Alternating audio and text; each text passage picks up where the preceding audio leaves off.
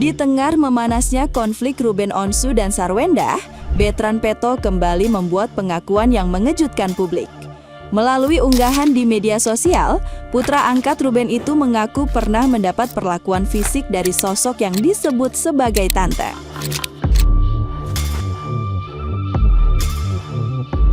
Pengakuan tersebut muncul saat Bertrand membela ayahnya dan menyoroti berbagai persoalan yang selama ini ia pendam sendiri. Tidak hanya mengungkap pengalaman tersebut, Bertrand juga menyinggung kemungkinan langkah hukum yang dikaitkan dengan KPAI apabila kesabaran Ruben telah mencapai batasnya.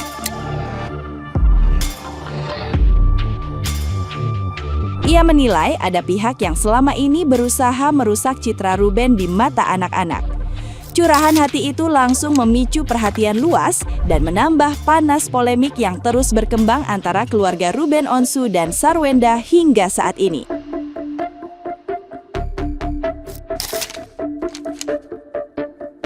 Nah, gimana nih menurut netizen yang terhormat? Silahkan berkomentar ya.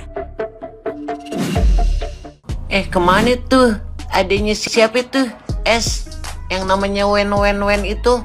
Yang berkoar-koar di medsos. Gue gak pernah numpang ya. Apalagi makan rezekinya najis, prat. Sombong amat lu, apartemen gue banyak. Semoga aja sih apartemen semua yang di Jakarta milik lu tuh. Gue doain. Kompor meleduk. Berani lu berkoar-koar lu. Tanggung jawab lu. Kemana lu melempem sekarang? Kemana? Kemarin lu udah kayak macan keluar mau makan mangsanya lu, gahar lu. Gue akan bela sampai dimanapun keluarga gue, apalagi empat gue. Sama gue juga. Sampai dimana gue akan bela dia. Nongol lu. Empol lu diminta maaf tuh, sayang ke netizen. Sekarang lu girilannya, mana lu? Itu adiknya Miss S, Miss 200 juta, Miss dari CEO Serabutan, ya alias Miss W, Miss W, Miss Wen, alias Jaksut, alias Penguin tercinta, mengatakan bahwa najis gitu kan. Saya gak pernah minta uang sepeser pun ke Mongkok. Saya punya rumah sendiri, saya punya apartemen di mana-mana. Di mana apartemennya? Apartemen dari negeri dongeng. Apa mungkin apartemen-apartemen yang ada di Saranjana? Coba itu kasihan adekmu, si Miss S, lihat sampai turun berapa kilo. Malah sampai ada gosipnya katanya sampai masuk rumah sakit segala macam. Cobalah kakakmu tuh udah lagi stres, lu jangan tambah banyak berkoar-koar nggak jelas. Diem, udah. Apartemen ada di mana-mana, najis-najis Mugalado segala macem. Udah pindah aja sana ke apartemen-apartemen di Saranjana, menghilang sekalian, ya kan? Cuy apa sih namanya? Adeknya tuh Wendok. Lu bilang mau punya anak, nggak mau nafkahi, mati aja sono. Mulutnya nggak pernah sekolah ya? Bukan nggak mau nafkahi, ya 6 bulan nggak dikasih. Karena apa? Koreksi diri, ya jangan dipisahin anak sama bapak, biarin ketemu. Oh terserah anaknya, ya walaupun bagaimana namanya anak kecil pasti atas perintah ibunya lah. Kita sebagai ibu pasti ngecek handphone anak kita. Gak usah kayak gitu ya. Bagaimanapun juga masih cari makan kan di rumahnya mantan abang, mantan suami. Apalagi bareng-bareng sama CEO ya, masih cari makan kan di rumahnya. Jangan kayak gitu ya. Ngomong itu pakai tata krama. Apalagi dia tidak pernah mengusir kamu dari rumahnya. Udah banyak banget kan jasa kakak ipar yang dimakan. Janganlah kayak gitu ya. Ada adab dalam ngobrol.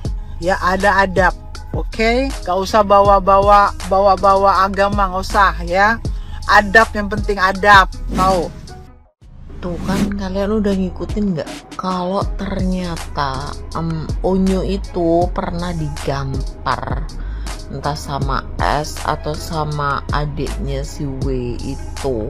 Tapi Onyo bilangnya itu adalah tante, tapi nggak tahu juga dia soalnya nyinggung bundanya juga. Seperti yang aku bilang kemarin, kayaknya dugaan aku tuh emang bener dan emang kayaknya banyak juga kalian yang ngerasain gitu loh ya, kalau emang mereka itu mau menyingkirkan Onyo dari rumah itu untuk menguasai rumah itu agar lebih leluasa, ya nggak sih? Dan satu lagi ya, kalian pernah nggak sih ngikutin beritanya ko Ruben itu dulu pernah kayak diserang secara magic gitu ya kan, sampai ada ular masuk ke rumah, terus ada yang tabur-tabur bunga, ada yang tanah kuburan gitu-gitulah pokok. Terus kita kaitin dengan isunya si S itu suka ke atau pernah ke Gunung Kawi. Bahkan banyak banget yang bukan menyaksikan tapi tahu gitu loh. Aku nggak tahu lah, netizen tahu aja gitu loh dari mana gitu ya kan.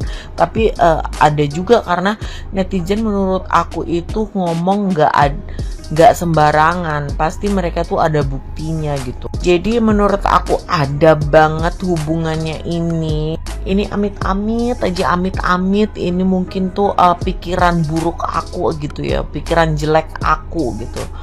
Tapi kalau menurut aku, ya nggak sih kalau ada kemungkinan gitu ko Ruben itu di net gitu kan sama pihaknya si S sengaja gitu ya kan, karena dan itu mungkin nggak berhasil, jadi sekarang mereka itu nyerangnya tuh pakai sosial media atau ke ruang publik dengan tujuan ya sama sebenarnya, mau menghancurkan Ruben juga. Tapi mungkin karena ya dasarnya Ruben itu orangnya baik, banyak yang mendoakan, banyak yang menerima manfaat baik dari dia, dan banyak juga perut yang bergantung pada dia.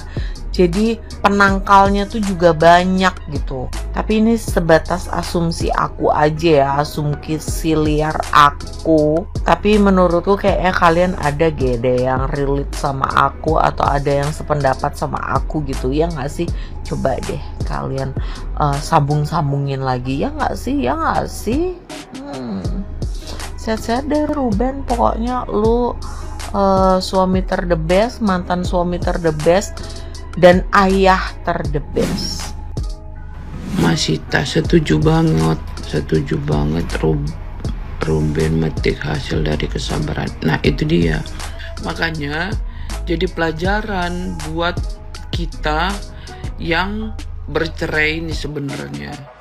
Buat pelajarannya gini, nah dari sini siapapun kalian di luar sana, ya kan, siapapun kalian di luar sana yang cerainya secara ugal-ugalan ya kan, yang cerainya secara brutal, nah dari sini kalian bisa ambil. Jadi gini, kayak Ruben ini kesalahan apa yang dia lakukan, kita nggak paham ya kan, kenapa dia menceraikan si Sarwenda, kan kita hanya mereka lah yang tahu kan begitu. Tapi dari media-media yang beredar mereka sudah cerai. Nah si Sarwenda ini nggak bisa menjaga sikapnya gitu loh. Nah harusnya dia menjaga sikapnya dengan ibaratnya ini kayak dia sama si CEO si perbehaan ini mesra-mesraan, terus ngomong juga di media menjelekkan bapaknya. Katakanlah si Ruben Onsu ini bencong gitu ya kan, letoy. Kan dari awal dia udah tahu bahwasanya si Ruben Onsu ini klemer-klemer kayak lemper gitu loh. Kan dia udah tahu bahwasanya si Ruben Onsu ini ibaratnya letoy atau apa, gemulai kan gitu. Tapi kenapa dia masih melanjut? Sampai anaknya 2 lagi gitu loh. Jadi kalau memang udah ibaratnya pisah, diam-diam aja. Lagian juga si Ruben Onsu ini bagus loh. Kemarin dia bilang ibu dari anak-anak saya. Gak ada dia bilang itu si Pantera atau itu si Gepeng. Dia gak bilang gitu tahu. Bahkan dia bilang juga, si Ruben bilang juga soal Sarwenda gini, ibu dari anak-anak saya itu orang baik gitu loh, orang baik. Dia nggak akan pernah bicara itu kalau nggak disetir orang.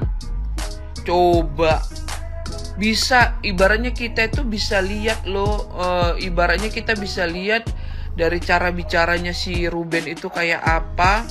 Walaupun mereka nggak bisa jadi suami istri, tapi dia bisa menjaga harkat martabatnya si Sarwenda ini. Nggak ada dia menjelek-jelekkan itunya, mantan istrinya atau kayak mana, itu nggak ada. Di mata dia Sarwenda itu tetap yang terbaik, mantan yang terbaik, ibu anak-anaknya dia sendiri gitu loh. Nah makanya Sarwenda ini otaknya gue bilang tuh nggak jalan. 1000 kali letoy sekalipun si Ruben Onsu ini, harusnya itu dia lihat sisi baiknya si Ruben dalam mengangkat keluarga dia dari kubangan, diangkat jadi orang yang benar-benar dipandang satu Indonesia, orang yang benar-benar ibaratnya diangkat ya kan, sampai ibaratnya bisa dibilang lah mungkin ya maybe kali ya dunia pun mengenal mereka gitu loh dari Ruben sendiri.